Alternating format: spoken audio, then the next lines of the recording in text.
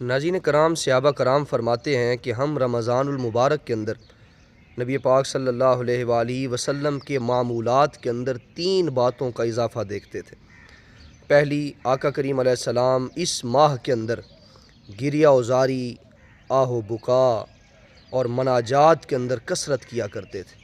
اللہ رب العزت کے حضور اپنی عاجزی کو، انکساری کو کثرت کے ساتھ پیش کیا کرتے تھے۔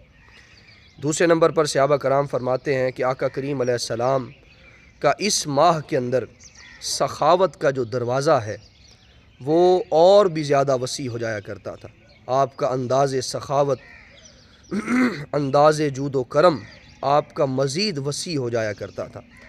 حالانکہ آپ کی شان ہے، اعلیٰ حضرت نے جس طرح کہا، واہ کیا جود و کرم ہے شہ بطحا تیرا، نہیں سنتا ہی نہیں مانگنے والا تیرا۔ مگر اس ماہ کے اندر آقا کریم علیہ السلام کی سخاوت کا جو انداز ہے وہ مزید تیز تر ہو جایا کرتا تھا۔ تیسرے نمبر پر صحابہ کرام فرماتے ہیں کہ آقا کریم علیہ السلام رمضان المبارک کے اندر عبادات کے اندر کثرت کیا کرتے تھے۔ حالانکہ آپ کی شان ہے، فرمایا حتیٰ یتورمت قدماہ، آپ اتنی عبادت کرتے کہ آپ کے پاؤں مبارک پر ورم آ جایا کرتے تھے۔ مگر رمضان المبارک کے اندر اس سے بھی زیادہ آپ کی عبادات کے اندر کثرت، ذوق، شوق آپ کا مزید تیز تر ہو جایا کرتا تھا۔ اپنے آپ کو اللہ کے حضور عجز و انکساری پیش کرتے، عبادات کی صورت کے اندر، گریہ وزاری کی صورت کے اندر۔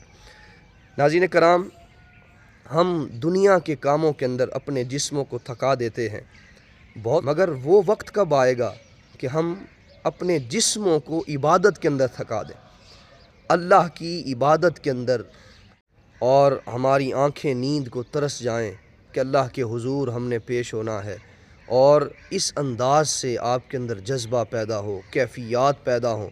یہ رحمتوں کا سیزن ہے اور یہ رحمتوں کا لوٹ سیل میلہ ہے، موسم بہار ہے، اور ہر طرف رحمتیں ہی رحمتیں ہیں، نیکی کی کوششیں ہیں، کاوشیں ہیں۔